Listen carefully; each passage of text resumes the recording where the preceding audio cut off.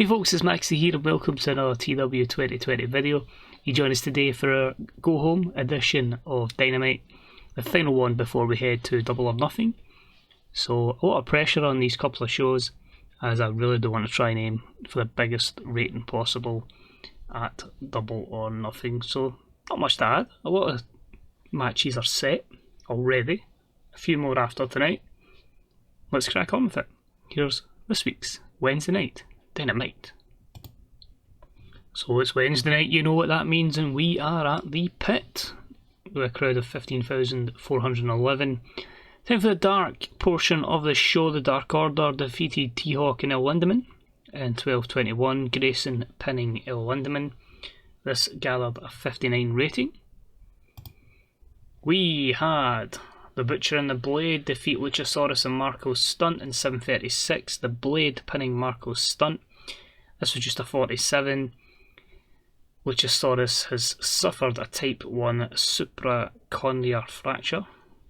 That doesn't sound good. That might, well, put paid to that plan we had for him, and it looks like it'll probably be a Jungle Boy solo run, so keep an eye on that one after the show.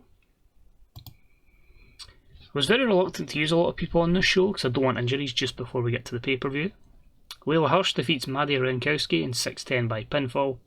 At 39, I don't have a picture yet for Maddie. I don't even know if we're going to sign her. She was a local talent who obviously has done a lot of work with AEW. So I just thought I'd bring her in as someone to take the fall for Layla Hirsch. Should she be here long term, we'll get a picture for her. We also had more women's action. The team of Kairi Hojo and Giona Daddio defeating Odio Tai. Of course, it's Bea Priestley and Jamie Hayter in 9:42. Hojo with a pinfall victory over Bea Priestley. That gathered a 56 rating. And our main event was Pete Dunne defeating Matt Sydal in 13:58 by pinfall with the bitter end. A 68. Great showing from Pete Dunne. And it should be noted, two of our superstars on handshake deals have been poached by WWE. I don't really want to commit the money to them, so we likely will see the end of the tenures of Matt Sydal and Jake Hager. I don't want to pay the money, so yeah, might be saying goodbye to them within a month, so just adding that little tidbit in there. Oh, okay, yikes. Wow, I thought I'd get my usual 100 segment. That didn't happen.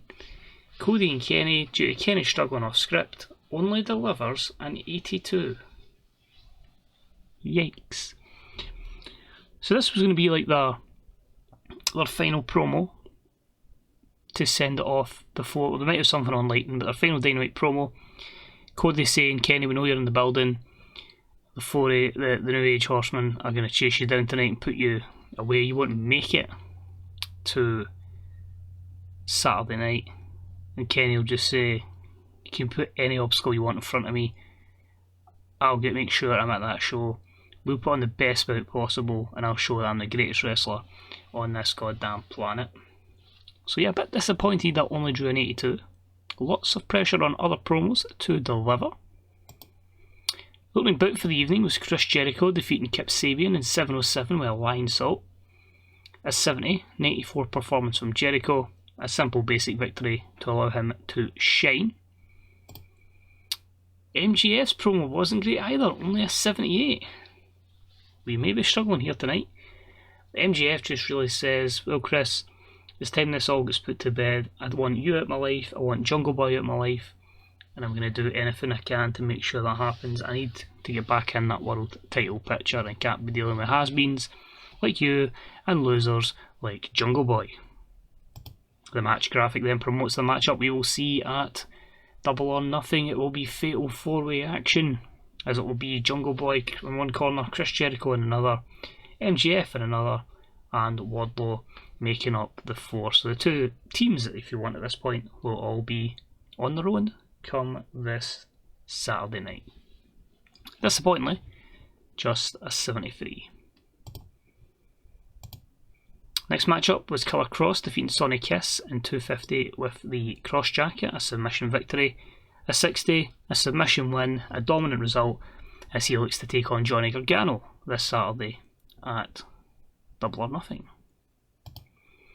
Then I have a hype package for Rey Mysterio. He will be in action tonight, his AEW Dynamite debut, as he gets ready to take on Pac this Saturday night, and that drew a 58, not the most over in this particular mod.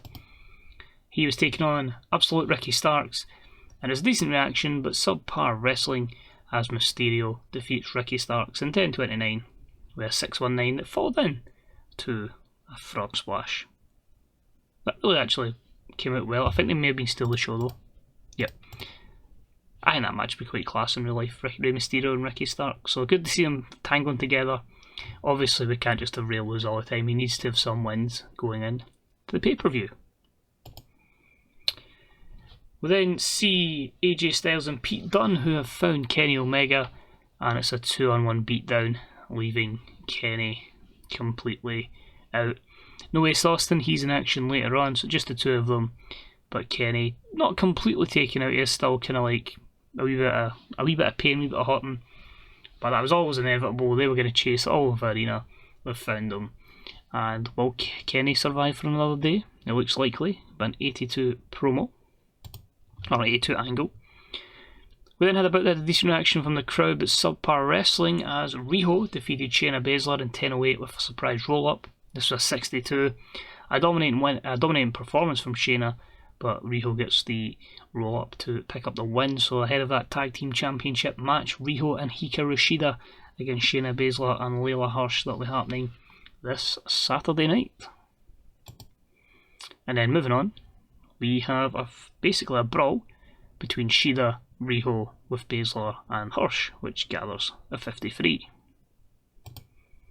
Moving along, we had some tag team action, and again you can see how limited action I gave them, because I kind of need them for the pay-per-view. But the Young Bucks gained some momentum with a victory over Silver and Reynolds, the recruitment specialists, in 7:37. Jackson hits Reynolds with the Meltzer driver, a 72, a 96 and a 98 performance for the Bucks as they get ready to take on the Lucha Brothers. And we hear from them, they give us our best promo in 83, both now speaking perfect English because they've been in the game for a while, so based in the US. And they just basically say the only reason they ducked the Bucks for so long is they've faced the Bucks many times, they've beat them before, but if they really want to face them one last time, that's fine, it'll happen at Double or Nothing, but prepared for a world of pain because the Luchadors are going to make sure they pick up the win, and Penta says he's going to break both Nick and Matt Jackson's arms. So 83 as we hype up that stellar matchup. Next up, we had a matchup between Ace Austin and Samoa Joe. Ace Austin defeating Samoa Joe in 12:47 with the Aces high, following a distraction from Hangman Page. So one of the entrants in the six-way distracting the one man that won't be in our main event tonight, and that was in the 80 rated matchup. Other reason for this one is Joe put up a promise of allowing Ace to get a few victories over him, and I'm running out of time to use them, so that was one way to get around that. You'll see that happening a lot. There's quite a few promises that have been made. We then had Ace Austin celebrate his win, but showing that he's not completely down and injured, Kenny Omega runs in, attacks Ace Austin and nails him with the one winged angel. A 70 rating there as Kenny gets some revenge on Cody's faction. Another promo from Sir Brodie Lee and Anna Jay. 83, so you can see how Anna's getting so over with all this work with Brodie. And Jude Brodie says he's in action tonight in the six-man tag matchup. He's just going to showcase how good he is. A few days, that's all AEW have got to put together a team or teams to face Anna Jay and Sir Brodie Lee, but they're going to showcase they're the most dominant pairing in AEW. And the main event, 84, so I think we're actually going to lose Pop here tonight, which is quite a shame, but that is what it is. Super matchup, we put the TNT Championship competitors in here apart from Joe, because obviously 4 faces, 2 heels.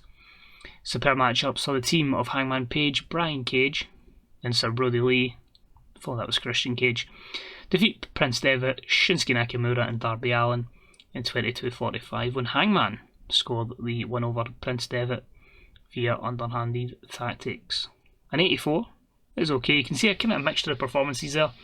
89 for Darby, 77 for Nakamura, 86 for Prince Devitt, 91 for Brodie Lee, a 70 for Brian Cage, and a 94 for Hangman. Sir Brodie Lee makes his way to the back. Samoa Joe comes out, and the only way you can set up a big massive matchup is by having a mega brawl with all 6 competitors.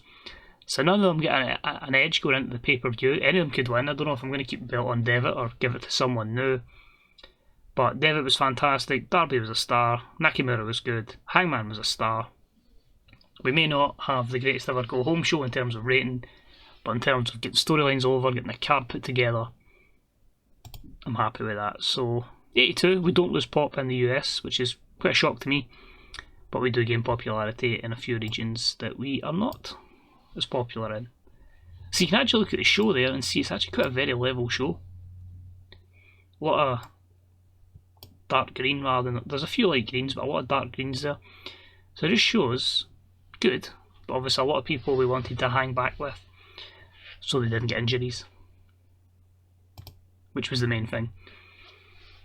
I didn't want to lose like something a major injury. Obviously we've lost Luchasaurus, but someone that was on the card was the big concern ahead of the event. So Pentagon Jr. has a new catchphrase that he's debuted, and the fans like it. Maybe it's just Alex Abrahantes' Penna says. AEW heels, by the way. That's the card. Evie defeating Maria Manic. Britt Baker over Diona. Britt Baker and Diona over Fire and Flair. Chelsea over Lana. And Chris Statlander over Jamie Hayter. Plus the contract signing between Saraya and Mercedes. But yeah, the ratings are going up. They were like, 0.16 at one point, and we actually got a 0.44. But we do broadcast the show on our network, the AEW Live network, so that might just be with the boost of the American audience. So Luchasaurus can still wrestle, which is good. We are off on a contract to Ultimate Ninja, which is of course the former, as I hit my knee there, Humberto Carrillo. My reason was there's a full life storyline with him and Garza, so we could possibly put them together. So we'll probably approach that with a bit of aggression. Stardom have off the contract to Maya, that's fine, that won't be written. MJF doesn't like Hikaru Shida. Nakamura likes Ace Austin. And our drug testing was a combined 14,000. Dynamite gets the 3.07 rating. So I'll deal with the contracts later. We quickly jump to the medical side. Look at that for a list of injuries. And a lot of people in rehab. So, you think how stacked this roster is, and how many people are not able to make appearances right now. And yeah, there's still the people that are completely out. So we're missing Brandon Cutler for 2 months and 3 weeks. Brian Pillman Jr. for 42 days. Eddie Kingston, 3 months and 2 weeks. 2 months to Isaiah Cassidy's back from his long-term injury. 4 months and 1 week for Kenta's second stint in rehab. 37 days for Lance Archer. 24 for Luchasaurus. 3 months and a week for Matt Riddle. 1 day before Miro is back. 42 days for Renee Paquette. 19 days for Tyler Bate. 4 months and 1 week for Yuka Sakazaki. And 16 days for Zoe Lucas. So yeah, now you can see why I was very cautious in that show, because we have a lot of people with injuries. But it's cool, that's why I wanted the big roster, give opportunities. I don't think there's fact that I think the injury amount is fine here. It's just because we have a big roster, and a lot of them aren't really too long term. It's just a lot of people in rehab. But you're always going to get injuries, so that's fine. I don't mind. Just say, it's people that can take a break and maybe be better going forward. So that's it for Dynamite. A lot of matches declared for Double or Nothing. Let's have a wild one for Lightning in the next show, and then Double or Nothing hopefully can aggressively attack that 100 rated show. It's going to probably be like a 6-hour show in game. I do want to give Kenny and Cody probably an hour for the main event. But for you guys, thank you very much for tuning in. Hope you've enjoyed what I've been telling. The stories that we are telling, it is a wee bit different because I don't put the text up on them, but I just feel if I can mention them off the top of my head, it just flows a lot better when I'm doing episode after episode. If I can maybe do like 3 episodes in one day, so storylines have a bit better continuity. But as well, we can look and see what works and what doesn't work in TEW, so there's that too. But yeah, I'll end with the usual. Good day, good night. Thank you for watching. See you soon. Bye bye.